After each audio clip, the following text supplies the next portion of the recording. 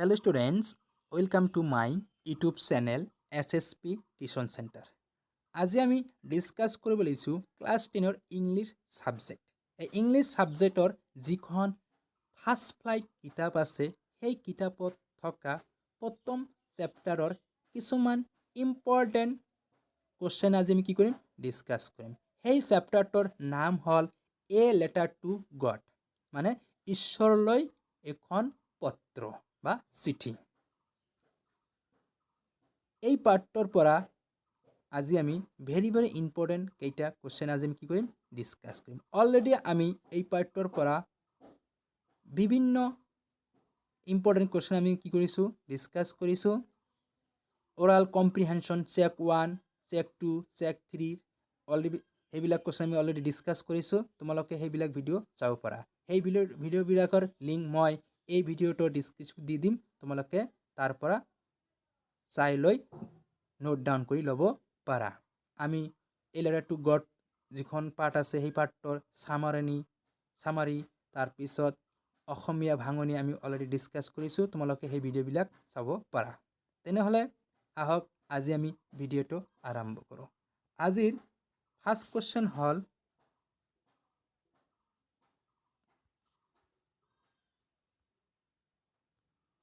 Question number 1, what did Lencho write in his first letter to God?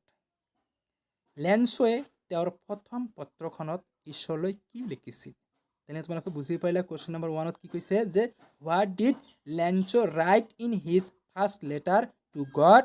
লেঞ্চোৱে তেওঁৰ প্ৰথম পত্ৰখনত ঈশ্বৰলৈ, গড মানে ঈশ্বৰলৈ কি লিখিছিল? ৰাইট মানে লিখা, কি লিখিছিল? এর অ্যান্সার হল Lencho had a single hope from God, so he wrote a letter to God. He wrote, if you don't help me, my family and I will go hungry this year. I need 100 peso to sow my field again and to live till the next crops arrives. The hailstorm has ruined everything. ইয়াত কি কৈছে যে Lencho had a single hope from God. ঈশ্বৰৰ ওপৰত লেঞ্চৰ মাত্ৰ এটাই আশা আছে। So he wrote a letter to God. সে তেওঁ ঈশ্বৰলৈ এখন চিঠি লিখিছিল। He wrote, if you don't help me, my family and I will go hungry this year. তেওঁ লিখিছিল যে যদি তুমি মোক সহায় নকৰা এই বছৰ মই আৰু মোৰ পৰিয়াল ভোকতে মৰিব লাগিব। লেঞ্চো এনেকৈ লিখিছিল চিঠিখনত, যদি তুমি মোক সহায় নকৰা, যদি তুমি মোক সহায় না, কাৰ কথা কৈছে ইয়াত? ভগৱানৰ কথা কৈছে, ঈশ্বৰৰ কথা কৈছে যে যদি তুমি মোক সহায় নকৰা এই বছৰ মই মানে লেঞ্চো আৰু মোৰ পৰিয়াল, কাৰ পৰিয়াল? লেঞ্চোৰ পৰিয়াল কি থাকিব লাগিব? ভোকতে মৰিব লাগিব, মানে অনাহাৰে থাকি মৰিব লাগিব। গতিকে I need 100 peso to sow my field again and to live till the next crops arrives. মোৰ শস্য পথাৰত পুনৰ, এগেইন মানে পুনৰ, বীজ সিঁচাবলৈ আৰু পুনৰ শস্য উৎপাদন কৰিবলৈ মোক 100 পেছৰ প্ৰয়োজন। ইয়াত চ মানে কি? বীজ ৰোপণ কৰা বা বীজ সিঁচাবলৈ। তাহলে কি কৈছিল যে I need 100 pesos to sow my field again and to live till the next crops arrives. যে মোৰ শস্য পথাৰত পুনৰ বীজ সিঁচাবলৈ আৰু পুনৰ শস্য উৎপাদন কৰিবলৈ মোক 100 পেছৰ প্ৰয়োজন। The hailstorm has ruined everything. শিলাবৃষ্টিয়ে সকলোবিলাক ধ্বংস কৰি পেলাইছে। ৰুইন মানে কি? ধ্বংস বা নষ্ট। হেইলস্টৰ্ম মানে কি? শিলাবৃষ্টি।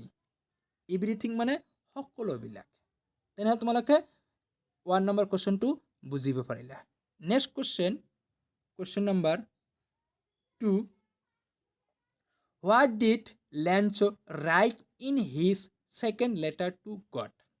লেঞ্চ'য়ে তেওঁৰ দ্বিতীয় পত্ৰখনত ঈশ্বৰলৈ কি লিখিছিল? কুৱেশ্যন নম্বৰ 2 কি কৈছে চোৱা তোমালোকে ভালদৰে, যে what did Lencho' write in his second letter to God? লেঞ্চ'য়ে তেওঁৰ দ্বিতীয়, ছেকেণ্ড মানে কি দ্বিতীয়, লেটাৰ মানে কি পত্ৰ বা চিঠি, টু গড মানে ঈশ্বৰলৈ, কি হোৱাট মানে কি, ৰাইট মানে লিখিছিল। কোনে লিখিছিল? লেঞ্চ'য়ে তেওঁৰ দ্বিতীয় পত্ৰখনত ঈশ্বৰলৈ কি লিখিছিল? এর answer hall, when Lenzo opened the first letter from God, he became angry on finding 70 pesos. He believed that God has sent him 100 pesos. He viewed that 30 pesos had been kept by the post office employees. So, in his second letter to God, he requested God to send the rest amount of money not through post. Lenzo called the post office employees as a bunch of crooks. ইয়াত কি কৈছে চোৱা, যে when Lenzo opened the first letter from God, যেতিয়া লেঞ্চ'ই ঈশ্বৰৰ প্ৰথম পত্ৰখন খুলিছিল, he became angry on finding 70 pesos. 70 পেছো পাই তেওঁৰ খং উঠিছিল। He believed that God has sent him 100 pesos. ঈশ্বৰে তেওঁলৈ 100 পেছো পঠোৱা বুলি তেওঁ বিশ্বাস কৰিছিল। He viewed that 30 pesos had been kept by the post office employees. বাকি 30 পেছো ডাকঘৰৰ কৰ্মচাৰীয়ে ৰখা বুলি লেঞ্চ'য়ে ভাবিছিল। So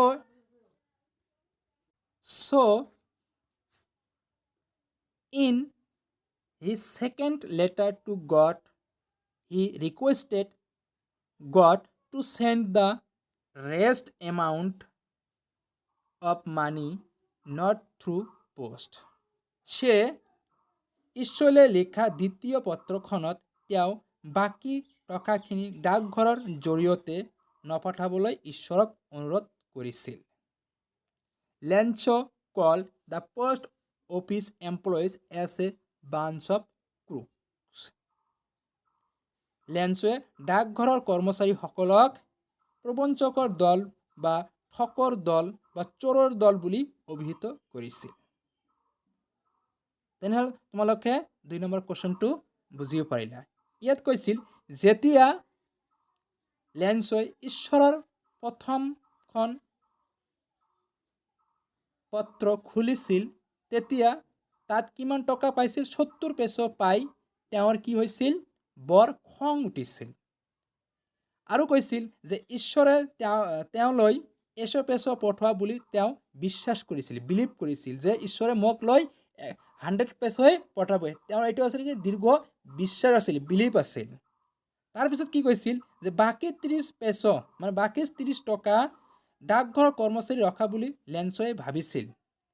যে বাকী যে আমাৰ যেতিয়া লেঞ্চ'য়ে চিঠিখনত যেতিয়া 70 পেছো পাইছিল, তেতিয়া লেঞ্চ'ৰ কি খং উঠিছিল, আৰু বাকী থকা 30 পইচা কি কৈছিল, ডাকঘৰৰ কৰ্মচাৰীসকলে কি ৰাখিছে বুলি তেওঁ লেঞ্চ'য়ে ভাবিছিল। সে ঈশ্বৰলৈ লিখা দ্বিতীয় পত্ৰখনত তেওঁ বা লেঞ্চ'য়ে বাকী টকাখিনি ডাকঘৰৰ জৰিয়তে নপঠাবলৈ ঈশ্বৰক অনুৰোধ কৰিছিল। আৰু লেঞ্চ'য়ে কি বুলি কৈছিল? ডাকঘৰৰ কৰ্মচাৰীসকলক প্ৰবঞ্চকৰ দল বা ঠকৰ দল বুলি কৈছিল। ইয়াত ৰেষ্ট মানে বাকী থকা ধন। তেনেহ'লে তোমালোকে আৰু কি কৈছিল বাঞ্চ অফ ক্ৰুক্স মানে কি প্ৰবঞ্চকৰ দল ঠকৰ দল চোৰৰ দল বুলি কৈছিল এমপ্লয়িজ মানে কি কৰ্মচাৰী পোষ্ট অফিচ এমপ্লয়িজ মানে ডাকঘৰৰ কৰ্মচাৰী তেনেহ'লে তোমালোকে দ্বিতীয় নম্বৰ কোৱেশ্চনটো বুজিয়ে পাৰিলা যদি ভিডিঅ'টো ভাল লাগে লাইক কৰিবা শ্বেয়াৰ কৰিবা সাবস্ক্ৰাইব কৰিবা লগতে বেল আইকনটো দবাই ৰাখিবা কাৰণ যেতিয়া মই নতুন নতুন ভিডিঅ' দিম তোমালোকে লগে লগে নটিফিকেশ্যন পাই যাবা আৰু কমেণ্ট বক্সত কমেণ্ট কৰিবলৈ নাপাহৰিবা তোমালোকৰ এটা কমেণ্টে আমাক ভিডিঅ' বনাবলৈ বহুত উৎসাহ যোগায় অলৰেডি আমি ক্লাছ 10ৰ ছ'চিয়েল সায়েন্সৰ হিষ্টৰী জিঅ'গ্ৰাফি পলিটিকেল সায়েন্স আৰু ইকনমিক্সৰ সকলোবিলাকৰ পাঠৰ MC question VS type question board question long question যে ডিসক্রিপশন কোশ্চেন আছে সেইবিলাক আমি অলরেডি ডিসকাস করা হয়েছে তোমালোকে সেইবিলাক ভিডিও চাব পাৰা আৰু আমি ইংলিছৰো এলেটা টু গডৰ বহুত কোশ্চেন আমি অলৰেডি ডিসকাস কৰিছোঁ তোমালোকে সেইবিলাকো চাই নোট ডাউন কৰি ল'ব পাৰা তেনেহ'লে আজি ভিডিওটো আমি ইয়াতে সামৰি মাৰিলোঁ থেংক ইউ সো মাচ ভিডিওটো সম্পূৰ্ণ দেখাৰ বাবে